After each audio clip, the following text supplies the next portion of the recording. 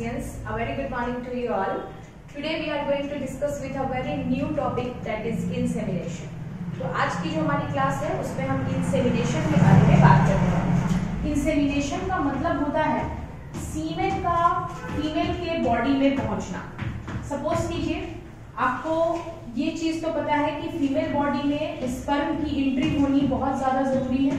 ये sperm mail के body से निकलते हैं और फीमेल की बॉडी में ट्रांसफर हो जाते हैं। जब स्पर्म फीमेल की बॉडी में ट्रांसफर होते हैं तब ये एक फ्लूइड के साथ मिक्स होकर ट्रांसफर होते हैं और उस फ्लूइड को हम क्या कहते हैं, सीमेन कहते हैं।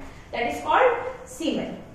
तो जो हमारी मेल के बॉडी से स्पर्म का निकलना और वो फीमेल के बॉडी में पहुंचना, मेल के बॉडी से जब सीमेन बाहर निकलता है, वीर्य जिसको कहते हैं, तो उसमें शुक्राणु पाए जाते हैं। शुक्राणु लाखों की संख्या में होते हैं, लेकिन उनमें से केवल एक शुक्राणु ही अंडाणु तक पहुंच पाता है, यानी कि एक स्पर्म ही ओवम तक पहुंच पाता है। ऐसा क्यों होता है, इसके पीछे क्या रीजन है स्टूडेंट्स, मैं आपको बता दूं।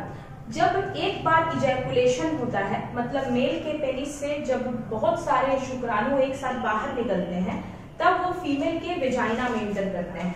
यानी कि सीमेन सबसे पहले फीमेल के वेजाइना में इंटर करेगा। वेजाइना का मतलब होता है योनि, जो कि एक फीमेल के बॉडी का सबसे बाहरी पार्ट है, उसमें इंटर करेगा। वेजाइना के अंदर जो इन्वायरमेंट होती है वो एसिडिक होती है। फीमेल के वेजाइना में अम्लीयता ज्यादा होने के कारण कई शुक्राणु उस अम्लीयता के कारण वहीं पर नष्ट हो जाते हैं। कई ऐसे स्पर्म हैं जो एसिडिक नेचर की वजह से वहीं पर डैमेज हो गए। इसके बाद बारी आती है स्टूडेंट सर्विक्स की। सर्विक्स जिसको कॉमन भाषा में बच्चेदानी कहा जाता है, तो इस सर्विक्स के अंदर में म्यूकस होता है। मैं आपको बता दूं, सर्विक्स के अंदर में म्यूकस प्रेजेंट होता है। और म्यूकस क्या है, म्यूकस फीमेल बॉडी के इम्यूनिटी के लिए जरूरी है। इम्यूनिटी का मतलब होता है प्रतिरक्षा। म्यूकस एक प्रकार के सेल होते हैं जो कि फीमेल के बॉडी में रहकर उनकी प्रतिरक्षा बैक्टीरिया से और कई दूसरे रोगों से करते हैं। तो म्यूकस की एक लेयर होती है सर्विक्स में। सपोज कीजिए स्टूडेंट्स, ये अगर एक फीमेल का यूट्रस है, तो यहाँ के सेंटर को हमने वेजाइना कहा। वेजाइना से थोड़ी अंदर हम जाएंगे तो यहाँ पर सर्विक्स है, ठीक है। तो सर्विक्स में बहुत सारे म्यूकस के सेल होते हैं। तो कई बार जब शुक्राणु वेजाइना होते हुए बचे हुए शुक्राणु जैसे सर्विक्स में पहुंचते हैं, तो सर्विक्स में ये जो म्यूकस है वो उनको कोई दूसरा बाहरी सेल समझकर, कोई डैमेज सेल समझकर, कोई एंटी सेल समझकर, यानी कि विरोधी कोशिका समझकर नष्ट करने लगता है। तो कई स्पर्म सर्विक्स में जो म्यूकस है वो उसको निगल जाता है, कई शुक्राणु को। तो म्यूकस की वजह से कई सारे स्पर्म क्या होते हैं, डैमेज हो जाते हैं। अब तीसरी जो रीजन हो सकती है कम स्पर्म पहुंचने की फैलोपियन ट्यूब में, वो ये है कि कई बार स्पर्म की एनर्जी कम हो जाती है और उसके वजह से स्पर्म जो होते हैं उनकी गतिशीलता रुक जाती है, वो गति नहीं कर पाते। तो गतिशीलता में कमी होने के कारण भी वो यूट्रस तक पहुंचते पहुंचते ही रुक जाते हैं, वो वहां पर स्टॉप हो जाते हैं। कई बार ऐसा देखा गया कि सर्विक्स के बाद जो यूट्रस होती है स्टूडेंट, उस यूट्रस में लेयर्स होते हैं।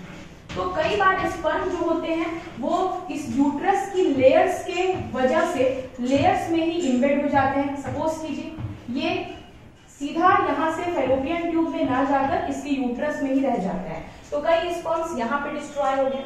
मतलब ये है कि अगर 100 ml सीमेन में मिलियंस ऑफ स्पर्म प्रेजेंट हैं, तो उनमें से कई सारे स्पर्म जो हैं वो वेजाइना से फैलोपियन ट्यूब जाने के पहले ही क्या हो जाते हैं, नष्ट हो जाते हैं।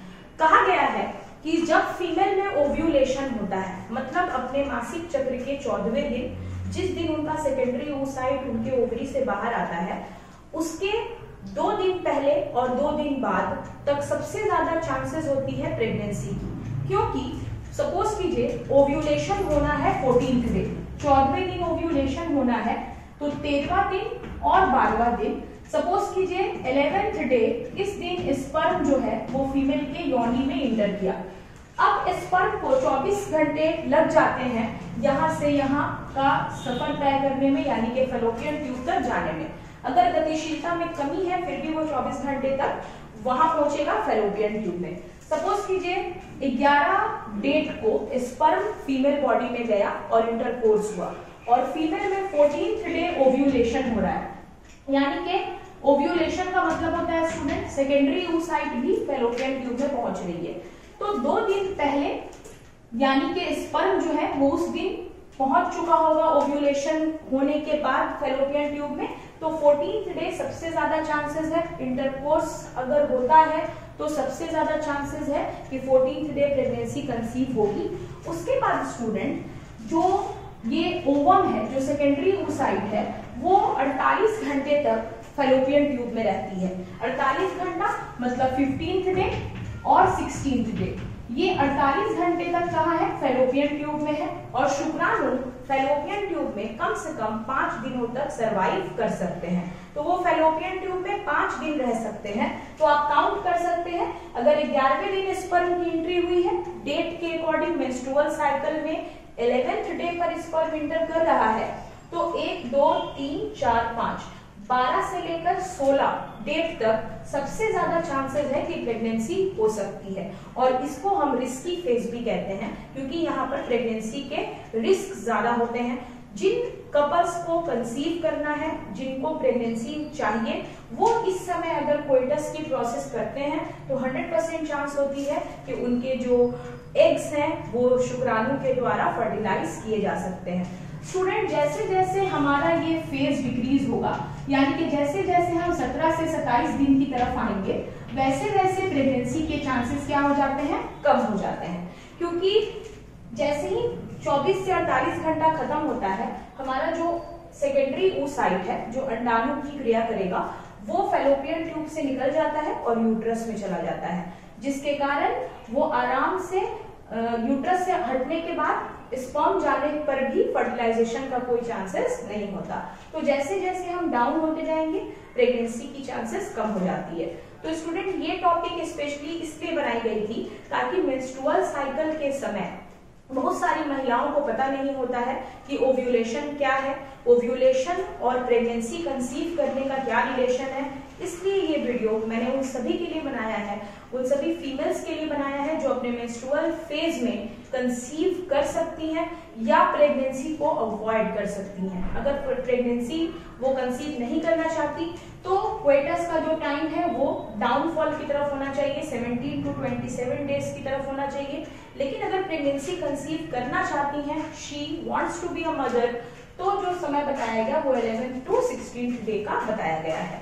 तो इस तरह के कई छोटे छोटे वीडियोस आपके लिए रेडी किए जाएंगे, जिसमें आपको सपोर्ट करना है। इस चैनल को सपोर्ट कीजिए और ज्यादा से ज्यादा कमेंट्स कीजिए और अपने हर एक डाउट्स को आप इजीली पूछ सकते हैं, वो आपको बहुत ही डीपली डिफाइन करके बताया जाएगा। Till then please take care, have a safe day, thank you.